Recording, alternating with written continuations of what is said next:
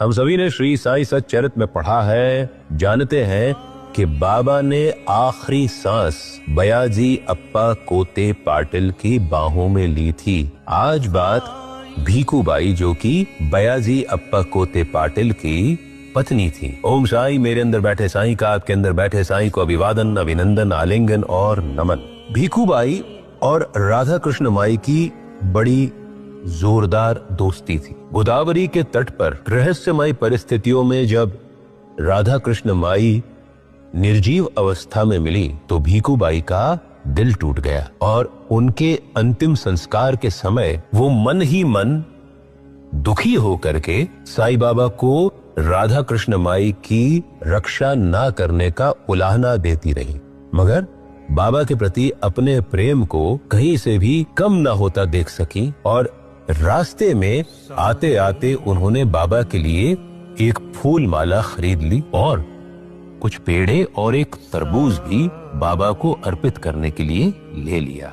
द्वारका माई मस्जिद में आई और बाबा को जैसे ही माला अर्पण करने को हुई तब बाबा ने उनको चेतावनी वाले शब्दों में कहा कि दुखी मन से कोई भी मुझे कुछ भी अर्पित करेगा वो मुझे स्वीकार्य नहीं होगा। वो जानती थी कि वो दुखी मन से ही ये माला बाबा के लिए लाई थी। शिरडी के कुछ गांव वाले उस समय द्वारका माई मस्जिद में बैठे थे। उन्होंने बाबा को समझाया कि प्रेम से अर्पित की हुई कोई भी वस्तु को कभी नकारना नहीं चाहिए। भीखूबाई बतलाती है कि वो जैसे ही उन शिरडी ग्रामस्थों के कहने पर बाबा के पास वो माला लेकर के गई, यकायक वो माला 3 टुकड़ों में टूट करके नीचे गिर पड़ी। तब बाबा ने कहा कि मैंने पहले ही कहा था कि दुखी मन से कोई मुझे कुछ भी अर्पित ना करे। फिर वो बतलाती है कि उन्होंने तरबूज काट करके बाबा को छिलके समेत खाने को दिया, वो भी बाबा ने मना कर दिया।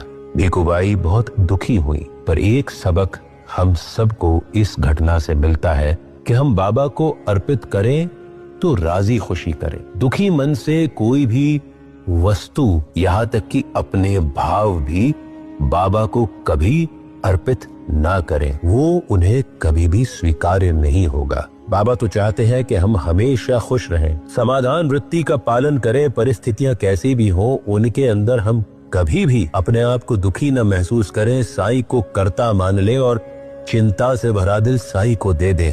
मगर हम साईं की भक्ति भी करना चाहते हो तो दुखी होकर के ना करें, क्योंकि ऐसी भक्ति, ऐसी ऑफरिंग्स, ऐसा चढ़ावा वो दुख के कारण दूषित हो जाता है। ध्यान रहे, साईं को दुख भरी कोई भी चीज कभी अर्पित ना करें। ओम साईं, बाबा भली कर रहे।